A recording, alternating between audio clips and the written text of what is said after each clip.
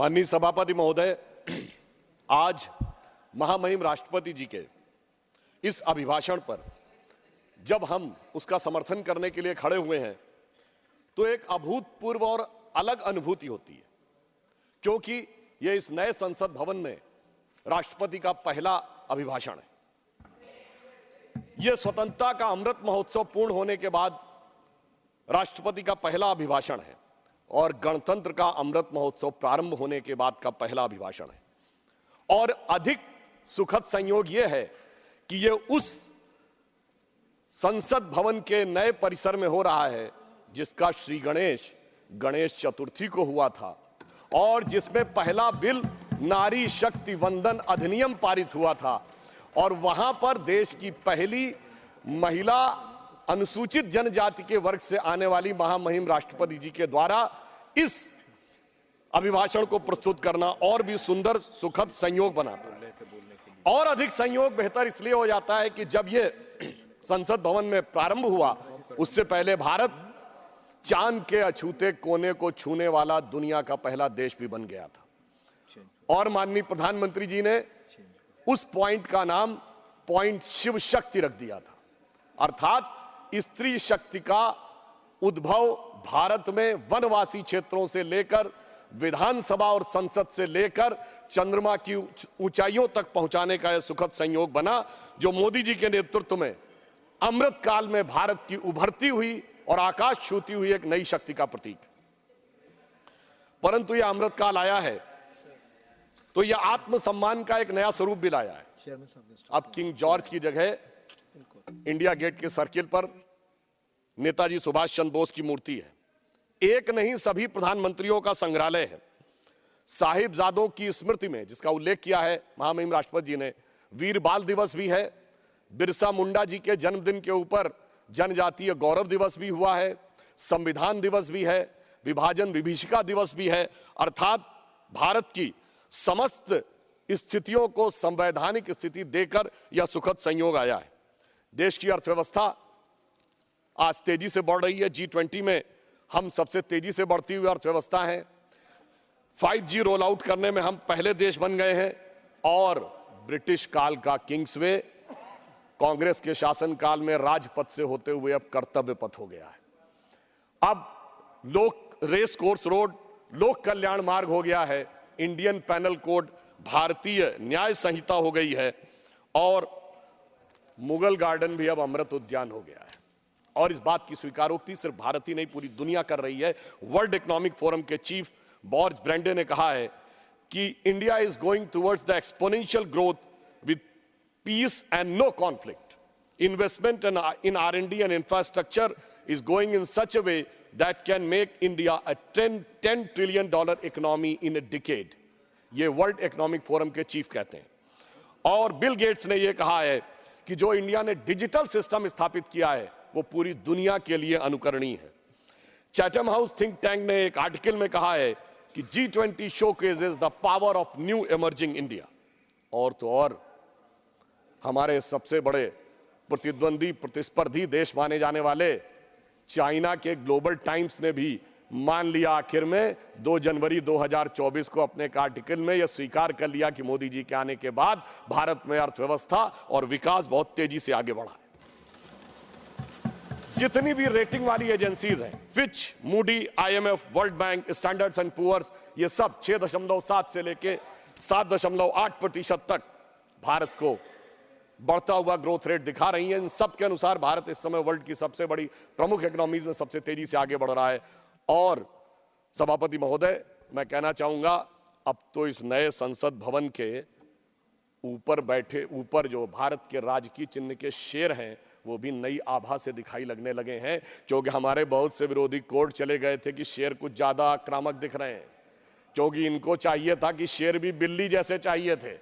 परंतु अब संसद भवन में एक ऐसा शेर बैठा है जिसकी वजह से अब किसी की भारत की तरफ आंख उठाने की हिम्मत नहीं है। जो इस भाव में विश्वास करते हैं, न विक्रमार्जितो सिंहस्य क्रियते मृगः विक्रमार्जित राजस्य स्वयमेव मृगेंद्रता। तो भारत की जो मृगेंद्रता है वो उठकर सामने आ रही है। परंतु मैं माननीय सभापति जी कहना चाहूंगा कि इसकी शुरुआत कहां से हुई। 16 मई 2014 को जिस दिन इस देश में सरकार बदली, उस दिन जनादेश जो मोदी जी के नेतृत्व में स्पष्ट बहुमत में हमें मिला, वो सिर्फ सरकार बदलने के लिए नहीं था, विचार बदलने के लिए था और व्यवस्था बदलने के लिए था। और इसके लिए मैं कोट करना चाहूंगा लंदन का संडे गार्डियन, जिन्होंने हम पे हुकूमत की थी, उनके अखबार को कोट करता हूं। वो 18 मई 2014 को लिखता है अपने एडिटोरियल में, India second tourist with destiny. और आगे वो लिखता है 16 मई 2014, यानी वो दिन जिस दिन मोदी जी के नेतृत्व में हमें स्पष्ट बहुमत मिला, should be known in Indian history as the day on which Britishers finally left India. और आगे वो कहता है कि उसका कारण यह है कि आजादी के बाद लंबे समय तक उन विचारों का शासन रहा जिनके ऊपर ब्रिटिश उपनिवेशवादी मानसिकता की विरासत का प्रभाव था, परंतु पहली बार एक ऐसे विचार के हाथ में पूर्ण सत्ता आई है। अटल जी के जमाने में पूर्ण सत्ता नहीं थी, हमारे हाथ में पूर्ण सत्ता आई है, जो अपने इंसेप्शन और इंस्पिरेशन दोनों में पूर्णता भारतीय है और ब्रिटिश कॉलोनियल लीगेसी से कोई उसका मतलब नहीं है। और यह बदलाव वहां पे दिखा जब नीति आयोग बना। 1 जनवरी 2015 को नीति आयोग ने अपनी पहली जो बैठक की, उसमें कहा कि बहुत दिन भारत विदेश से आयातित आर्थिक विकास के मॉडल्स को लेता रहा। कभी हम रूस की कॉपी बनते रहे नेहरूवियन सोशलिज्म मॉडल में, तो कभी अमेरिका की कॉपी बने, मगर पहली बार नीति आयोग ने अपने रेजोल्यूशन में कहा कि now we will not be borrowing upon any model from outside, we will search from original भारतीय मॉडल। और आपने देखा उसके बाद उसकी शुरुआत इस प्रकार से हुई। इस देश में सबसे पहले प्रधानमंत्री जी ने क्या सोचा, वो अंत्योदय के विचार से प्रेरित थे। सभापति महोदय, जब हम लोग सत्ता में नहीं थे तो हम लोग कहते थे, उगा सूर्य कैसा कहो मुक्ति का ये उजाला करोड़ों घरों में न पहुंचा, खुला पिंजरा है मगर रक्त अब भी थके पंछियों के परों में न पहुंचा।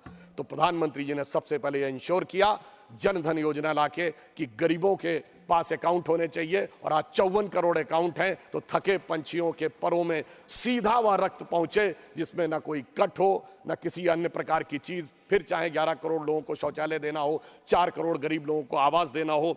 और इसके द्वारा बढ़ते हुए हमारे कई विरोधी लोग कहते हैं कि साहब रोजगार और व्यवसाय में स्थिति ठीक नहीं है, तो मैं बताना चाहता हूं कि 2014 में employ EPFO, employees provident fund account, यानी कर्मचारी भविष्य निधि खाता, कोई कर्मचारी बनेगा तभी अपना भविष्य निधि खाता बनवाएगा, क्योंकि वो भी पैसा डालेगा और उसका एम्प्लॉयर भी पैसा डालेगा। 2014 में 11 करोड़ थे, आज 27 करोड़ है। तो इसका मतलब 16 करोड़ लोग ऐसे हुए जिनके की खाते इस दरमियान बने, तो उसमें एम्प्लॉयर भी है, एम्प्लॉय भी है। इसका मतलब रोजगार के सृजन की दिशा में एक महत्वपूर्ण स्थिति आने वाले टाइम में आई। और हमारे तिरुचि शिवाजी कई बार कह रहे थे डेट के बारे में, तो मैं बताना चाहता हूं भारत दुनिया की समस्त अर्थव्यवस्थाओं में डेट टू GDP रेशियो में सबसे बेहतर स्थिति में है। आप China, America, Japan, France, Germany, किसी से भी तुलना कर लीजिए, हम डेट टू GDP रेशियो में सबसे बेहतर स्थिति में है।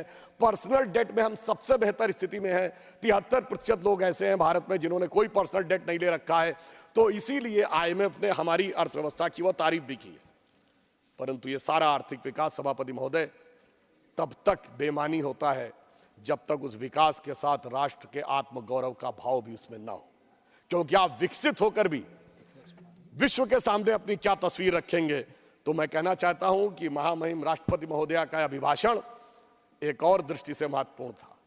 सभापति महोदय, ये 5 साल के बाद आने वाली सरकार का, जो दोबारा भी आने वाली है, सिर्फ 5 साल के बाद आने वाली सरकार का अभिभाषण नहीं था, उस कालखंड का अभिभाषण नहीं था, 500 साल के बाद आने वाले भगवान राम के आगमन के उस अलौकिक अनुभूति के कालखंड का भी था। और मैं यह भी बताना चाहता हूं, देखिए इस देश में भगवान राम, उनके जीवन ने इस राष्ट्र और समाज को जो प्रेरित किया, वो राम मंदिर के समय में किस रूप में हुआ मैं बताना चाहता हूं। अगर भगवान राम का जन्म केवल इसलिए हुआ था कि रावण का वध करना था, तो अयोध्या के राजा के रूप में अयोध्या की सेना लेके जाते, रावण को मार देते, परंतु उससे धर्म नहीं स्थापित होता। इसलिए पहले राजा राम को वनवासी राम बनना था, उसके बाद निषाद राज का सम्मान, उसके बाद माता शबरी का सम्मान, उसके बाद सुग्रीव का राज्याभिषेक, फिर बानर, रीछ, भालू अर्थात समाज के उन दूर के कोनों में खड़े हुए लोग जहां तक किसी की दृष्टि भी नहीं जाती थी, सबको संगठित किया और संगठित करके तब जाकर उस समय की विश्व की सबसे बड़ी शक्ति को उन्होंने परास्त किया। अर्थात समाज के हर वर्ग को सम्मान स्थान देकर तब जाकर राम का राज्याभिषेक हुआ था। और आज आप देखिए, चाहे 4 करोड़ गरीबों को आवास मिला है, 11 करोड़ लोगों को शौचालय मिला है और 54 करोड़ लोगों को जनधन अकाउंट मिले हैं, 50 करोड़ लोगों को आयुष्मान भारत में कवर मिला है, वो तो है, परंतु ये भी एक सुखद संयोग देखिए जो लोग हमसे कहने का प्रयास करते हैं।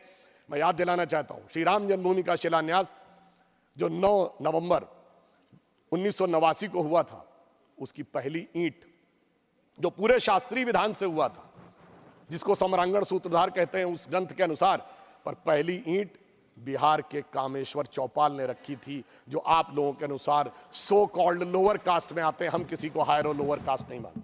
और फिर संयोग देखिए, जब जजमेंट आता है 2019 में, तो उस समय हमारे महामहिम राष्ट्रपति श्री रामनाथ कोविंद थे, जो अनुसूचित जाति समाज से आते थे। और आज जब राम मंदिर का उद्घाटन होता है, तो हमारी राष्ट्रपति द्रौपदी मुर्मू जी हैं, जो अनुसूचित जनजाति से आती हैं। और उस प्राण प्रतिष्ठा के मुख्य जजमान हमारे प्रधानमंत्री श्री नरेंद्र मोदी जी थे, जो पिछड़े वर्ग से आते हैं। मुझे लगता है जो राम के काल में हुआ था, सबको सम्मान, सबको स्थान, सबको सत्ता में स्थान, वही राम मंदिर के काल में भी हो रहा है।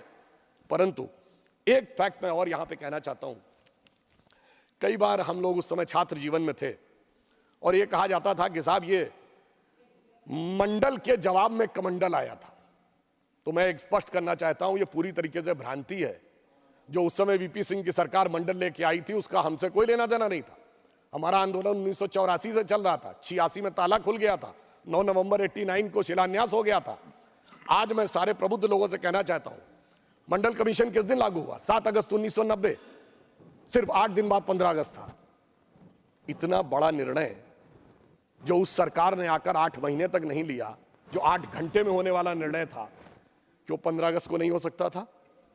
मैं बताता हूं उसका कारण बहुत स्पष्ट रूप से के राजा कुरुप्पु स्वामी की किताब में श्री स्वर्गीय शरद यादव जी ने लिखा कि वीपी सिंह से उनकी बात हुई और वीपी सिंह ने कहा कि मैं 15 अगस्त को इसको ऐतिहासिक अनाउंस करना चाहता हूं, मगर क्या करें, 9 अगस्त को देवीलाल जी की रैली थी और उन्हें इस बात का डर था कि देवीलाल जी की रैली के बाद जनता दल में विभाजन न हो जाए, बहुत से नेता न चले जाएं। उन्हें इस बात का डर था कि शरद यादव जी भी चले जाएंगे। उस समय कृषक वर्ग में बहुत सी ऐसी जातियां थी जो आज ओबीसी में है, उस समय नहीं थी। तो देवीलाल जी की रैली 9 अगस्त को थी, इसलिए 7 अगस्त को करना पड़ा। अर्थात उनका मूल उद्देश्य सामाजिक न्याय, समाज के वर्गों के लिए उत्थान नहीं था, अपनी पार्टी के अंदरूनी समीकरण और उस राजनीति को साधना था। क्योंकि उद्देश्य पवित्र नहीं था, इसलिए ना वो पार्टी बची, ना उन नेता को सम्मान मिला। जबकि इसके ठीक विपरीत अगर देखें तो हमने ईमानदारी से उस वर्ग के सभी नेताओं को, जैसे श्री कल्याण सिंह जी, उमा भारती जी, विनय कटियार जी, नरेंद्र मोदी जी, ये सब तो मंडल के राज से पहले ही के दौर में आ गए थे। और उसके बाद अगर आज हम देखें तो जो लोग आज हमसे कहते हैं पिछड़े वर्ग की बात, तो मैं कहना चाहता हूं कि हिंदी पट्टी में हमने 5 मुख्यमंत्री बनाए। कल्याण सिंह जी मध्य प्रदेश में, उमा भारती जी, बाबूलाल गौड़ जी, शिवराज सिंह चौहान जी, मोहन यादव जी, और हमने 8 डिप्टी सीएम बनाए। केशव मौर्य जी उत्तर प्रदेश में, सुशील मोदी जी यहाँ सदन में हैं, तारकेश्वर जी, रेणुका देवी जी, और हमने अभी अरुण साव जी छत्तीसगढ़ में, सम्राट चौधरी जी बिहार में। 8 और 5 13, और यदि प्रधानमंत्री जी को मिला लें तो 14। उस वर्ग के 14 लोग हमने बनाए, इसमें 11 लोग अलग अलग जातियों के हैं। ये होता है सबका साथ सबका विकास। और जो लोग आज सामाजिक न्याय की बात करते हैं, अपने परिवार के अलावा एक योग्य व्यक्ति उन्हें नहीं मिलता है। जिस दिन सत्ता देने की बात आती है तो वर्ग तो छोड़िए, अपनी जाति में भी एक योग्य व्यक्ति नहीं मिलता है। केवल अपने परिवार को सब कुछ चाहिए, यानी जाति का चूरन देना है, परिवार को संपूर्ण सत्ता पूरन लेना है। ये उनका उद्देश्य, और हमारी सोच इस मामले में बिल्कुल अलग रहती थी। अब यहां मैं एक और बात कहना चाहूंगा। राम मंदिर के उद्घाटन के समय एक और बात कही गई, हमारे बहुत से लोग कहते हैं इसमें सीता जी का नाम नहीं लिया गया। भाई मैं बताना चाहता हूं, अरे आप लोग थोड़ा सा सहज बुद्धि का प्रयोग करिए। ये तो राम जन्मभूमि है, ये तो रामलला है। विराजमान भी वहां 5 वर्ष के हैं। जहां राजा राम होंगे तो वहां सीता भी आएंगी। अभी तो राम ललाई हैं तो जय श्री राम ही होगा। और दूसरा, मैं ये भी कहना चाहता हूं, मुझे बड़ी प्रसन्नता भी होती है जब वो ये बात कहते हैं कि सीता जी का नाम होना चाहिए, तो मुझे ध्यान आता है कि दुनिया में कोई दूसरी संस्कृति नहीं है जो ईश्वर में स्त्री तत्व को स्थान देती हो। सिर्फ हमारी संस्कृति है। हम सीताराम भी कहते हैं, राधे श्याम भी कहते हैं, लक्ष्मी नारायण भी कहते हैं, गौरी शंकर भी कहते हैं। और जब राम मंदिर आंदोलन चल रहा था तो हम दोनों को याद करते थे। सभापति जी, मैं बालक के रूप में गया था उस रैली में, मुझे आज तक याद है। हम कहते थे, जन जन के मन में राम रमे और प्राण प्राण में सीता है। हर हृदय की धड़कन रामायण, पग पग पर बनी पुनीता है। यदि राम नहीं है श्वासों में तो प्राणों का घट रीता है। फिर हम कहते थे, इसलिए नरनाहर श्री पुरुषोत्तम का हम मंदिर भव्य बनाएंगे। सौगंध राम की खाते हैं, हम मंदिर वहीं बनाएंगे। और आज आप देखिए, वो सौगंध पूर्ण हुई। उसकी शुरुआत माननीय अडवाणी जी के समय में हुई थी और संपूर्ण मोदी जी ने उसे करने का कार्य किया है। अब मैं एक और बात कहना चाहता हूं, एक थोड़े इस विषय के ऊपर। माननीय खड़गे जी ने कल एक विषय कहा था कि साइंटिफिक होने की बात करनी चाहिए। जब हम साइंटिफिक की बात करते हैं तो मैं याद दिलाना चाहता हूं, श्री राम जन्मभूमि का जो मंदिर बना है ना, उसमें एक बड़ा साइंटिफिक एंगल आया है। वो क्या है कि रामनवमी के दिन उनके मस्तक के ऊपर सूर्य तिलक होगा।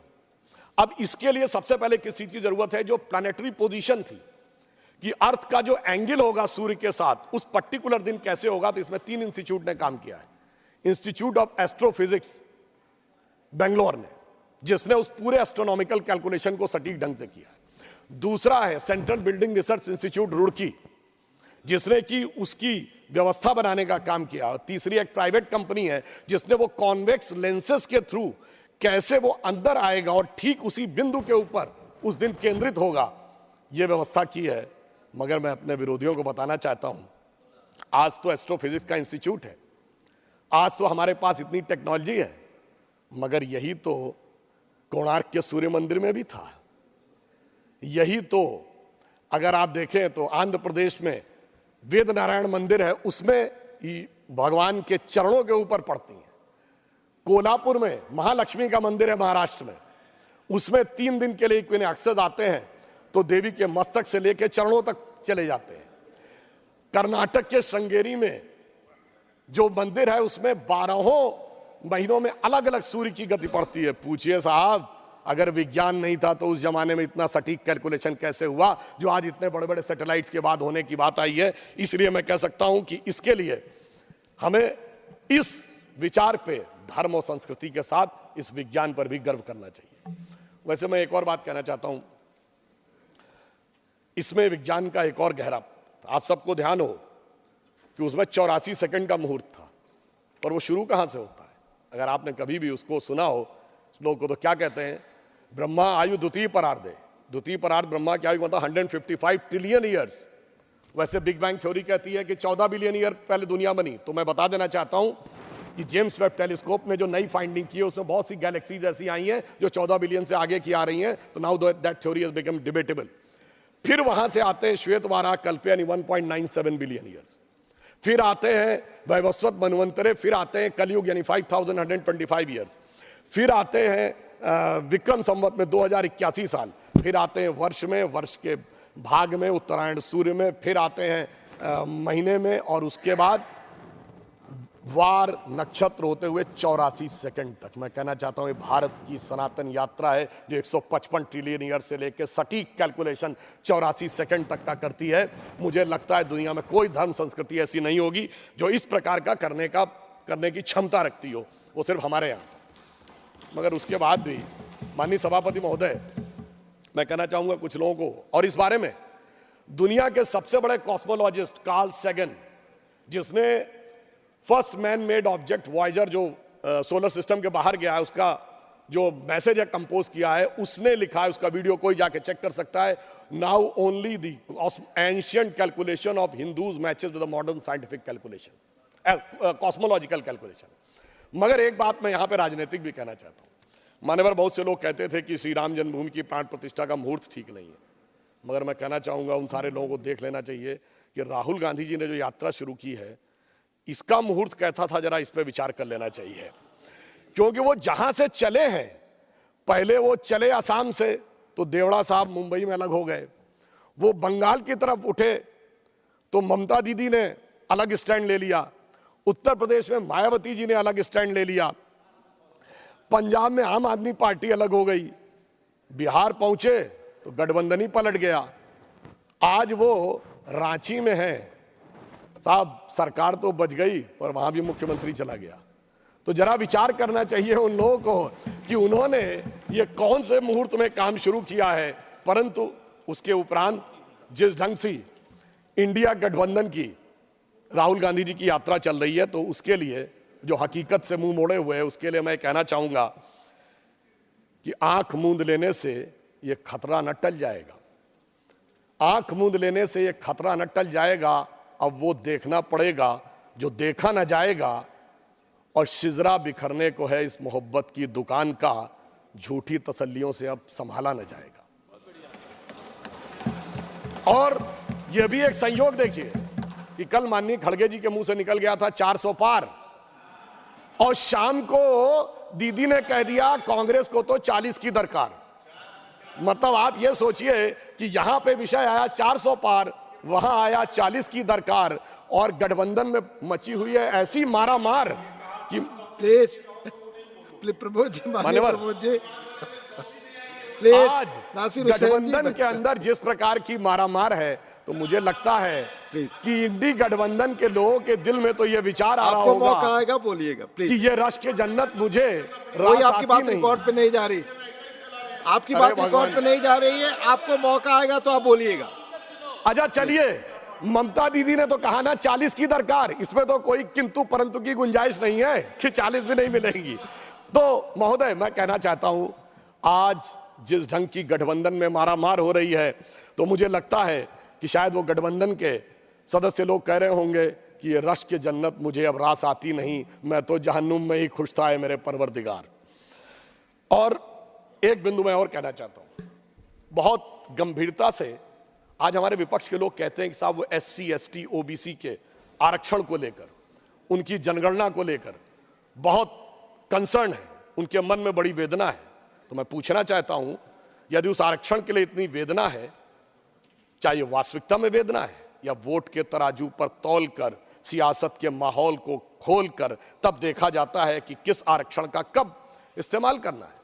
अगर यह सच था तो क्या यह सच नहीं है कि इन्हीं लोगों के शासनकाल में अलीगढ़ मुस्लिम यूनिवर्सिटी से SC ST OBC का आरक्षण समाप्त हो गया, कोर्ट ने उसको क्वैश कर दिया, 81 में फिर इंदिरा जी की सरकार लाई, इलाहाबाद हाई कोर्ट ने फिर क्वैश कर दिया, 2006 में मनमोहन सिंह जी की सरकार फिर लेके आई। कहां चला गया, कहां चला गया?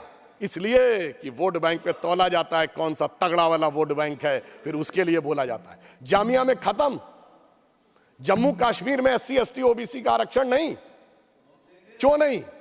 और मैं बताना चाहता हूं, जो लोग आज कहते हैं समाज के उन वर्गों के लिए, जम्मू कश्मीर इस देश का एक ऐसा इकलौता राज्य था जहां वाल्मीकि समाज के प्रतिभाशाली बच्चे चाहे कितना भी पढ़ जाएं सिर्फ सफाई कर्मचारी बन सकते थे। जब 370 हटी है उसके बाद वो बराबरी मिली है। आप इस सीमा तक दबा के रखते थे और हमने महर्षि वाल्मीकि इंटरनेशनल एयरपोर्ट बनाया है। यह दर्शाता है मोदी जी की सोच और आपकी सोच में कितना बड़ा अंतर है। और फिर इतना ही नहीं है माननीय सभापति महोदय, बाकी तो छोड़ दीजिए, ये लोग तो अगर इनके नेता के घर पर भी अटैक हो जाए और लगे कि वो दूसरा वाला वोट बैंक ज्यादा तगड़ा है, चुप्पी साध लेते हैं। कर्नाटक में कांग्रेस के एक MLA थे, 2018 या 20 की बात है, अखंड श्रीनिवास मूर्ति अनुसूचित जाति के थे, उनके घर पर अटैक हो गया और अटैक करने वाले लोग जला के फूंक दिए। उसके बाद भी लोग शांत रहे, उन लोगों को बेल भी मिल गई, वो बेचारे सुप्रीम कोर्ट गए बेल क्लैश कराने, अब तो खैर पार्टी भी छोड़ के चले गए। तो ये तो वो है कि वोट बैंक की सियासत के लिए अगर घर फूंक तमाशा देखना हो तो वो भी देखने के लिए तैयार रहते हैं, इनको उसमें भी किसी भी प्रकार की। और फिर मैं एक और बात पूछना चाहता हूं, वो कौन था ये बताइए। अगर इस देश के किसी प्रधानमंत्री ने, मान्यवर सभापति जी, कोई बात अगर इस देश में बोले प्लीज प्लीज, अरे सभापति जी मैं पूछना चाहता हूं, इस देश में किस प्रधानमंत्री ने कहा था मुस्लिम should have the first right over the national resources of India? आपने तो नहीं कहा एससी एसटी ओबीसी और गरीब का होना चाहिए। हमारे मोदी जी ने कहा गरीब का पहला हक है, वंचित का पहला हक है, किसान का पहला हक है, महिला का पहला हक है। यह दिखाता है कि आपकी हकीकत क्या थी, दिल में क्या है और सामने क्या है। फिर मैं ये भी बताना चाहता हूं कि ये हकीकत जो बोली थी मनमोहन सिंह जी ने ऐसे ही नहीं थी। कर्नाटक की सरकार ने एक आदेश निकाला है। जिस समय चुनाव लड़े थे तो कहा था कि हम सबको जैसे 2000-3000 की जिस प्रकार की छूट देंगे, चुनाव में आ गए। फिर आदेश निकाला कि माइनॉरिटी कम्युनिटी के जो लोग 4 व्हीलर खरीदना चाहेंगे तो सरकार 50% पे करेगी। यानी अगर 4 लाख का होगा तो 2 लाख पे करेगी, 6 लाख का होगा तो 3 लाख पे करेगी। यह है असलियत। एक वोट बैंक के लिए 2 और 3 हजार और दूसरे के लिए 3 लाख। मान्यवर, इसलिए जो पहले था वही आज भी है। और फिर मैं और बताना चाहता हूं, आपस में बात ना करें। हमारे पश्चिम बंगाल के लोग, माननीय सभापति जी, अभी पिछड़ा वर्ग आयोग ने पश्चिम बंगाल की सरकार को तलब किया है। किस बात के लिए तलब किया है? क्योंकि उन्होंने 81 जातियों को जोड़ा ओबीसी में और उसमें 73 मुस्लिम थे। पिछड़े वर्ग आयोग ने पूछा ये कैसे हुआ? साहब अभी तक उसका सही जवाब नहीं दे पाए। और मोस्ट बैकवर्ड के लिए उन्होंने 87 जातियों की रिकमेंडेशन की, उसमें 80 मुस्लिम थी। पिछड़े वर्ग आयोग ने पूछा है और मेरी जानकारी के अनुसार 8 फरवरी को उनके चीफ सेक्रेटरी को, वेस्ट बंगाल के चीफ सेक्रेटरी को बुलाया हुआ है। यह मैं देश के सामने रखना चाहता हूं। यह है असली हकीकत। ऊपर से खाने के दांत और दिखाने के दांत और है। इसलिए हम ईमानदारी के साथ, पूरी संवेदना के साथ हम समाज के सभी वर्गों में किसी भी प्रकार का भेदभाव किए बगैर ईमानदारी से उनके लिए सब कुछ करने को तैयार रहते हैं। और ये वैसे विचार हमारे मित्र लोग अन्यथा न लें, ये उन लोगों की आदत, माननीय सभापति महोदय, पुरानी है। अगर इन लोगों को कोई आपत्ति हो तो मैं कहना चाहता हूं, डॉक्टर बाबा साहब अंबेडकर ने 27 अक्टूबर 1951 को जालंधर में अपने भाषण में कहा था, और किसी को समस्या हो तो doctor Ambedkar writings and speeches published by ministry of social justice in 2014, उसके वॉल्यूम 17 और पार्ट 3 में वो पूरा भाषण है, जिसमें वो बड़े दुख के साथ कहते हैं कि नेहरू जी को माइनॉरिटी कम्युनिटी के प्रति कुछ बहुत ज्यादा लगाव है और इसलिए वो दलितों के हितों की अनदेखी कर देते हैं। उन्होंने कहा कि मैं इस बात के विरोध में नहीं हूं कि मुस्लिमों को नहीं मिलना चाहिए, परंतु दलितों की कीमत पर मिले, मुझे इस बात का बहुत दुख है। और मैं उनका वर्ड कोट करना चाहता हूं। उन्होंने कहा कि नेहरू जी पिछले 20 साल से इस देश के सबसे बड़े नेताओं में से एक हैं। उन्होंने 2000 से अधिक भाषण दिए होंगे और उसमें उन्होंने अनेक बार मुस्लिम समाज के लिए बहुत सारी बातें कही हैं, मगर दलितों के लिए उनको वो देखने को नहीं मिलता। और उनका जो वर्ड है कि मैं मुस्लिमों की उपेक्षा नहीं होनी चाहिए, ये मेरा विचार है, परंतु मुस्लिमों को दलितों की कीमत के ऊपर आनंद करवाया जाए, यह मैं उचित नहीं मानता, क्योंकि दलितों को अधिक सुरक्षा की आवश्यकता है। ये डॉक्टर अंबेडकर के स्पीचेस में लिखा हुआ है। और आज वैसे एक और बात बता दूं मान्यवर, आज ये लोग अपने हिसाब से कैसे बदलाव करते हैं। मान्यवर, मैं देश के समक्ष ये कहना चाहूंगा कि जातिगत आइडेंटिटी की बात आती है तो इस देश में एक ही नेता है जिसकी जाति, उपजाति और गोत्र भी प्रेस कॉन्फ्रेंस में बताया गया, क्योंकि तब उनको लगता है कि उसका फायदा हो सकता है।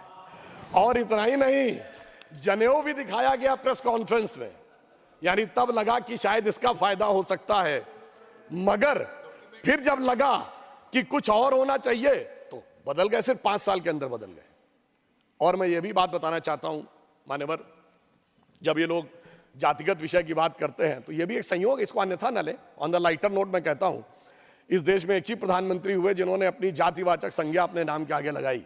हमने कभी पंडित अटल बिहारी वाजपेयी नहीं कहा था, मगर एक ही पंडित जी हुए भारत की राजनीति में, यानी तब उसका फायदा था तो उस चीज को आगे करना है, आज दूसरा फायदा है तो दूसरे को आगे करना है। इसलिए परिस्थितियों के अनुसार इनका सामाजिक न्याय का समीकरण बदलता रहता है। यह मैं देश को बताना चाहता हूं, जबकि हमारी सोच पिछले 70 सालों में कभी भी किसी भी प्रकार से बदली नहीं है। और मैं यह भी बताना चाहता हूं, इनके एक नेता थे, कल माननीय खड़गे जी ने एक विषय की बात कही, जिस विषय की उन्होंने ट्वीट की बात कही, वो ट्वीट डिलीट भी कर दिया गया था और यह भी बता दिया गया था कि वो गलत ट्रांसलेशन था, मगर शायद उनको रिसर्च देने वाली टीम ने ध्यान नहीं दिया। वो जिस सीएम के बारे में बता रहे थे, वो जानते हैं किसका ट्वीट लिख रहे थे? वो उसी के पहले सीएम गोपीनाथ बारदोलोई जी के द्वारा ट्रांसलेटेड का वो सीएम वो लिख रहे थे और उसका ट्रांसलेशन गलत हो गया था। तो मुझे समझ में नहीं आ रहा भाई, वो आप इस सीएम की बात कर रहे थे या उस सीएम की बात कर रहे थे?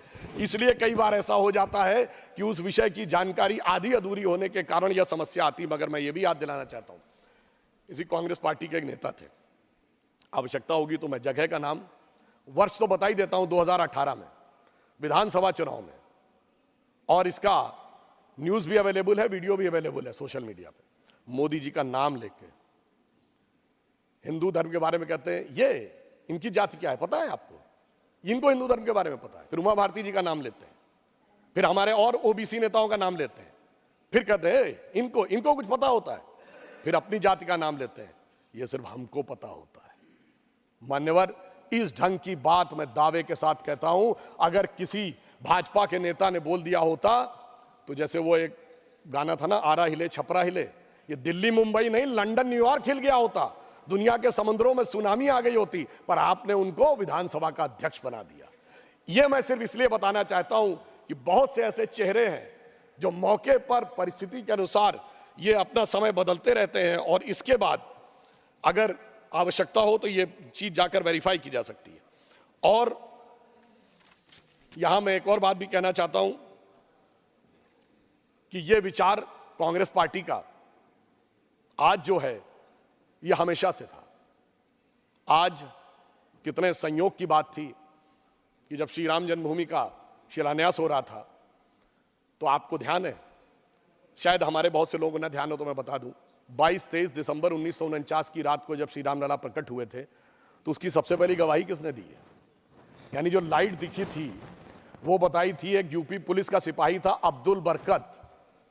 अब्दुल बरकत ने यह गवाही दी है कि उसे दिव्य रोशनी दिखाई पड़ी और उसके बाद जब वो दिव्य रोशनी हटी तो वहां श्री रामलला विराजमान थे।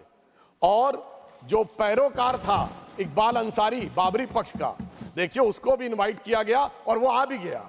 अब्दुल बरकत को रोशनी दिख गई मगर इनको रोशनी अभी तक नहीं दिखी। इकबाल अंसारी जो था वो आ गया रामलला की प्राण प्रतिष्ठा में, उसका तो इकबाल बुलंद हो गया, इनका इकबाल नहीं बुलंद हो पाया, जमींदोज रह गया। ये मुझे समझ में नहीं आता है कि ये किस आधार के ऊपर ये निर्णय लेते हैं। वैसे इसमें भी इनको कोई नई बात नहीं है मान्यवर, ये इनकी समस्या पुरानी है। 24 अप्रैल 1951 को पंडित नेहरू जी ने जाम साहब दिग्विजय सिंह, जो सौराष्ट्र के राज्य प्रमुख थे, like chief minister of today, उनको लेटर लिखा था सोमनाथ मंदिर के उद्घाटन पे कि मैं बहुत स्पष्ट करना चाहता हूं कि मैं इससे सहमत नहीं हूं। मुझे इस बात का बहुत कष्ट है कि हमारे कुछ मंत्रिमंडल के सहयोगी जा रहे हैं और मैं, उन्होंने कहा कि I am troubled by this revivalism, ये वर्ड है, यानी मैं इस पुनरुत्थान से बहुत दुखी और समस्या में हूं। मगर साहब हुई है वही जो राम रचि राखा, जो होना था वो हो गया। और मगर यह दर्शाता है कि जो आज की यह प्रवृत्ति है, यह प्रवृत्ति गांधी जी की नहीं थी। गांधी इस देश की धर्म संस्कृति को मानते थे, नेहरू जी की सोच अलग थी। तो मैं कह सकता हूं कि आज की कांग्रेस गांधी जी की सोच से ज्यादा नेहरू जी की सोच के ऊपर चलती है, इस कारण से यह समस्या आती है। और एक बात मैं और कहना चाहता हूं, मैं एक उदाहरण और कोट करना चाहता हूं मान्यवर, ये भी selected works of Jawaharlal Nehru series 2 volume 17 में है। 1959 में उन्होंने कहा, मैं कोट कर रहा हूं, किसी को समस्या हो तो मैं रेफरेंस के साथ बोल रहा हूं।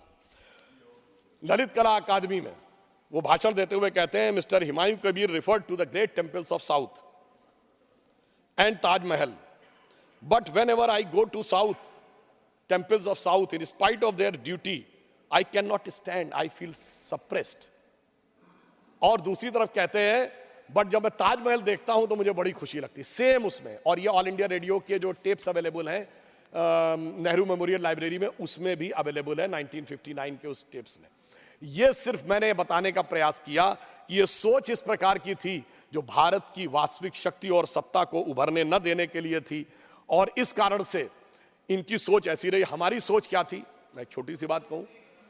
प्रधानमंत्री जी ने उन सारे श्रमिकों का सम्मान किया, उन पे पुष्प वर्षा की, और ताजमहल के बारे में क्या कहानी है कि श्रमिकों के हाथ कटवा दिए गए थे। और मुझे आश्चर्य है कि जो लोग सर्वहारा की सिद्धांत की बात करते वो उस कहानी को जुलाइज करते थे, और सोचिए हमारे दिमागों में कैसे बैठा दिया गया कि हमें वो सही लगने लगा कि वो एक अच्छी बात थी। यानी एक प्रधानमंत्री जो एक मंदिर निर्माण में जुड़े हुए श्रमिकों का सम्मान कर रहा है, उस पर पुष्प बरसा रहा है, वह तो गलत था, और हाथ कटवाना सही था। मुझे लगता है वो महिमा मंडन करने लायक था, उसे देखने में आनंद की अनुभूति होती थी।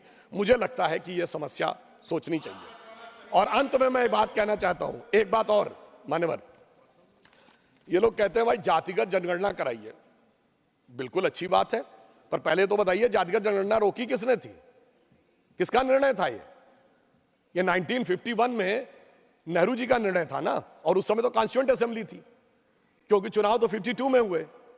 और फिर हमने बचपन में सभापति महोदय सुना, इंदिरा जी के जमाने में कांग्रेस की क्या सोच थी, जात पे ना पात पे, इंदिरा जी की बात पे मोहर लगेगी हाथ पे। राजीव गांधी जी के जमाने में क्या था, 6 दिसंबर 1990 को इसी सदन में मंडल कमीशन का विरोध करते हुए राजीव गांधी जी ने कहा कि कांग्रेस पार्टी जात पात में विश्वास नहीं करती, हमारा नारा है जात पे ना पात पे, मोहर लगेगी हाथ पे। अरे भाई, मैं पूछना चाहता हूं, नेहरू जी सही थे कि इंदिरा जी सही थी कि राजीव जी सही थे, या आजकल आज के आपके कुल गौरव सही हैं, या दोनों सही थे, जैसी मौका मिल जाए वैसा सही था? तो मैं कहना चाहूंगा कि एक जमाने में जो पार्टी कहती थी जात पे ना पात पे, इंदिरा जी की बात पे मोहर लगेगी हाथ पे, वो अपने पुरखों की बात को धर के लात पे पार्टी ले आए फुटपाथ पे। एक और मैं बात कहना चाहता हूं मान्यवर, एक और विषय, माननीय खड़गे जी ने कहा था कि देश की साक्षरता दर और एक इनकलाब आएगा, 1951 में 18% थी। मैं कहना चाहता हूं अपने विपक्षी साथियों से, इनकलाब आएगा नहीं, इनकलाब आ चुका है। जो जो साक्षरता दर बढ़ती चली गई, भारतीय जनता पार्टी का प्रभाव बढ़ता चला गया। मैं आपको सुलभ संज्ञान के लिए बताना चाहता हूं, भारत की साक्षरता दर 50% क्रॉस की 1991 में, हम मुख्य विपक्षी दल बन गए। इंडिया की पॉलिटिक्स यूनिपोलर से बाइपोलर हो गई। 2001 में साक्षरता दर ने क्रॉस किया 60%, हमारे नेतृत्व में गठबंधन की सरकार आ गई। 2011 में 70% क्रॉस किया, मोदी जी के नेतृत्व में स्पष्ट बहुमत की सरकार आ गई। 2021 में 80% क्रॉस करेंगे, 400 के बहुमत की सरकार आएगी। क्यों? जो जो समाज शिक्षित हो रहा है, सत्य का साक्षात्कार हो रहा है। बाबा साहब अंबेडकर ने कहा था शिक्षा शेरनी का दूध है, जो पी लेगा उसके मन में कोई कंफ्यूजन या संशय नहीं रहेगा, और भारत की युवा पीढ़ी उसको देखकर पूरी तरीके से आगे बढ़ती चली जा रही है। अब यहां पर मैं एक और बात कहना चाहूंगा। एक और आरोप लगाया जाता है कि साहब ईडी और सीबीआई का बड़ा उपयोग हो रहा है। तो मैं याद दिलाना चाहता हूं, आज हम लोग 2024 में बैठे हैं। आज दो दलों का नाम सबसे ज्यादा आता है, झारखंड मुक्ति मोर्चा और राष्ट्रीय जनता दल, बिहार और झारखंड का।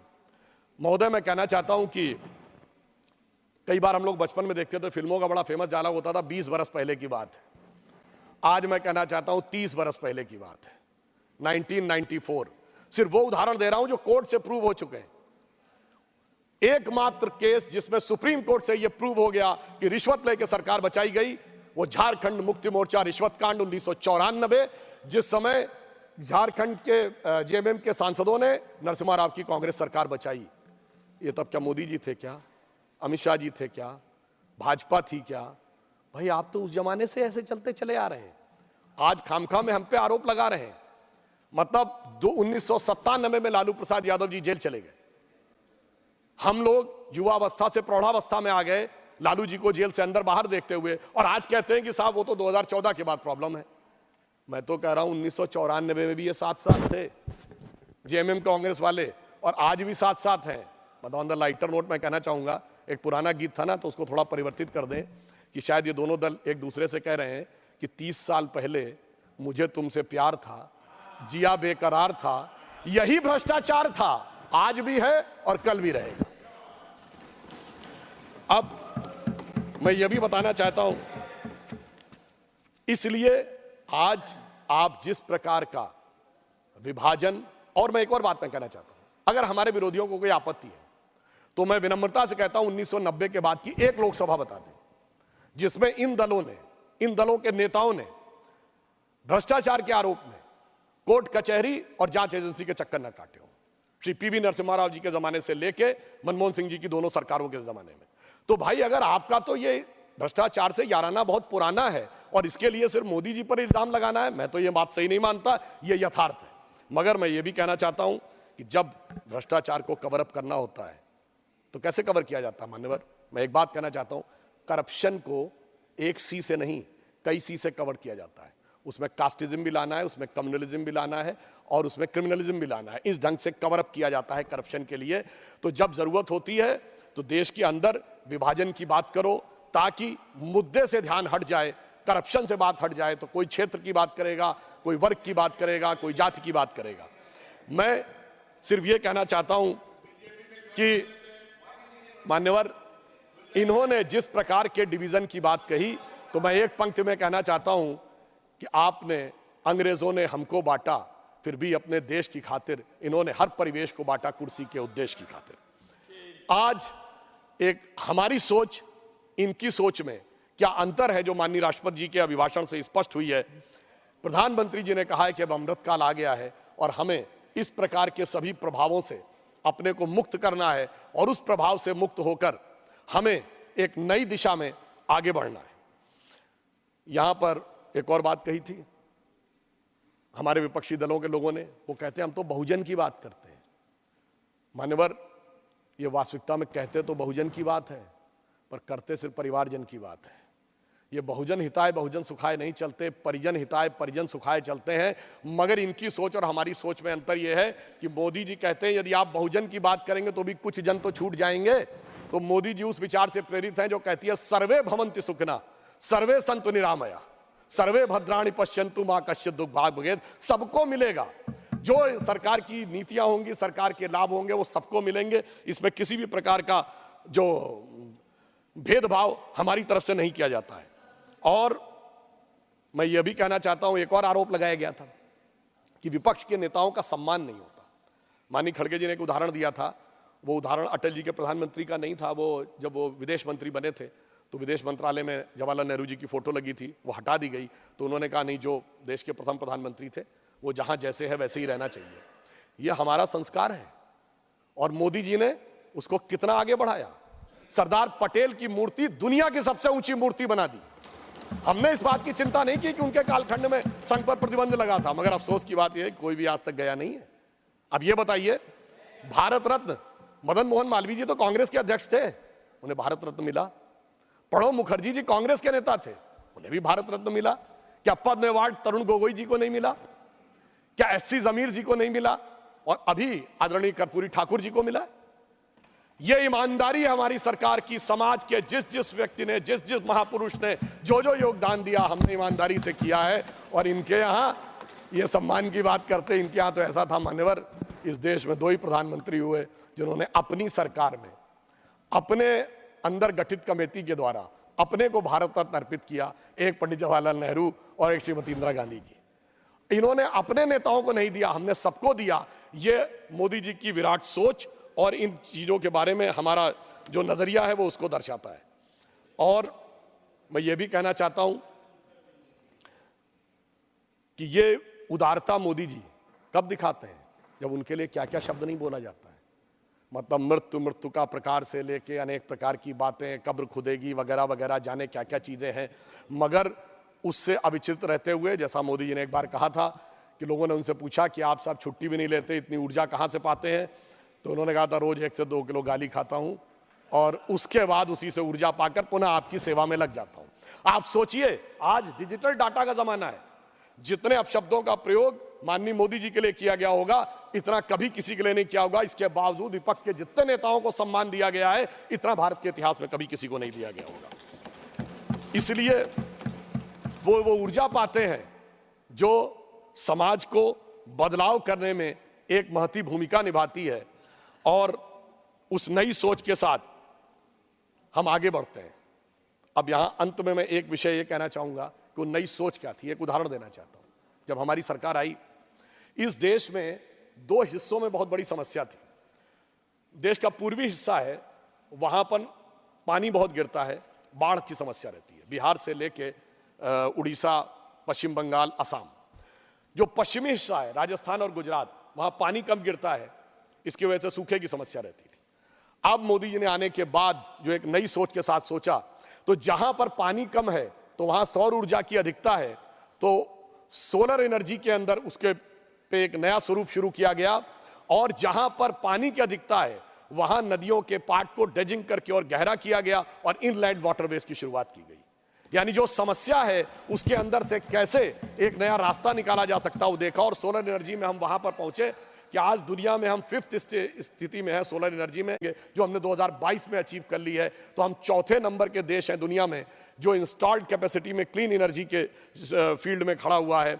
हम 4थे बड़े स्टॉक एक्सचेंज भी हैं, हम 3रे बड़े ऑटोमोबाइल मैन्युफैक्चरर बने हैं, हम 2रे बड़े मोबाइल हैंडसेट के मैन्युफैक्चरर बने हैं, और डिजिटल ट्रांजैक्शन में हम दुनिया में नंबर 1 है, इंफ्रास्ट्रक्चर में हम दुनिया में नंबर 1 है। और सभापति महोदय, डिजिटल ट्रांजैक्शन में 2022 में भारत ने 46%, दुनिया का 46% डिजिटल ट्रांजैक्शन भारत में हुआ, जो इसके बाद के 4 देशों से मिलाकर उससे ज्यादा था। अर्थात एक नई सोच, सोलर एनर्जी, इनलैंड वाटरवेज और डिजिटल ट्रांसफॉर्मेशन भारत को एक नई दिशा में ले जाने में सफल रहा। तो मैं ये कहना चाहूंगा कि इस नई सोच के साथ इस अमृतकाल में हमें आगे बढ़ना चाहिए और ईमानदारी से एक यथार्थ और स्वीकार करना चाहिए। महोदय, हमारे देश में क्या कोई ऐसी घटना हुई? अमेरिका में सिलिकॉन वैली बैंक और न्यूयॉर्क सिग्नेचर बैंक डूब गया, हमारे यहां कोई बैंक डूबा क्या? चाइना की सबसे बड़ी रियल एस्टेट की कंपनी एवरग्रांड डूब गई, हमारे यहां कोई डूबा क्या? चाइना के सबसे बड़े उद्योगपति जैक मा मतलब अघोषित रूप से गायब हो गए। वहां के सबसे बड़े जो बैंकर हैं बान फॉ, वो भी 1 साल से गायब है।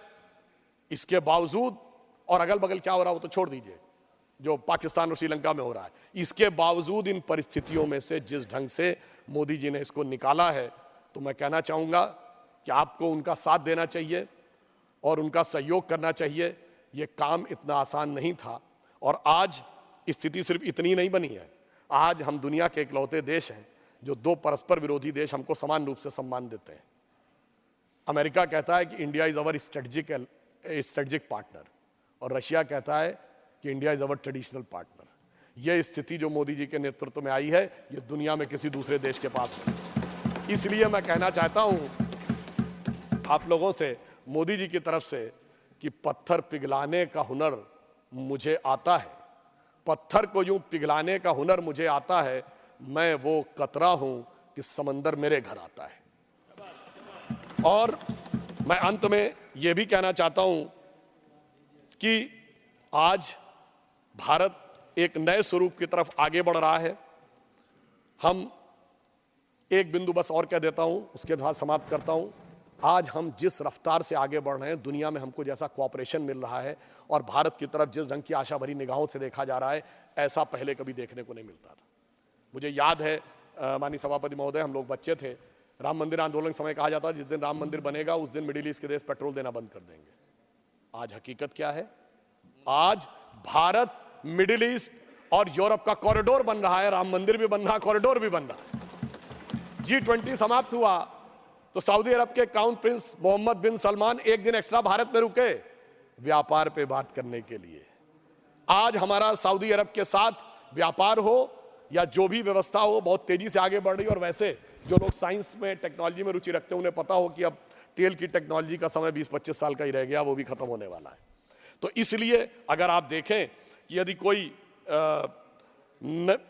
दृढ़ता के साथ काम करे तो क्या कुछ किया जा सकता है, जो हमारी सरकार ने किया है विश्व में इस विपरीत परिस्थितियों में, उसको मैं कह सकता हूं कि यह इतना आसान काम नहीं था। यह वैसा था जैसे टूटे हुए तार से कोई संगीत बजाना हो या पत्थर पे कोई पौधा उगाना हो, मगर वो भी करके दिखाया है मोदी जी के नेतृत्व में हम लोगों ने। और अब इस अमृत काल के उषा काल में एक नई स्वर्ण रेख भारत के लिए दिख रही है। तो मैं अटल जी की इस पंक्ति के साथ समाप्त करता हूं, जो मोदी जी के एफर्ट्स के लिए एकदम सही उतरती है कि टूटे हुए तारों से फूटे बासंती स्वर।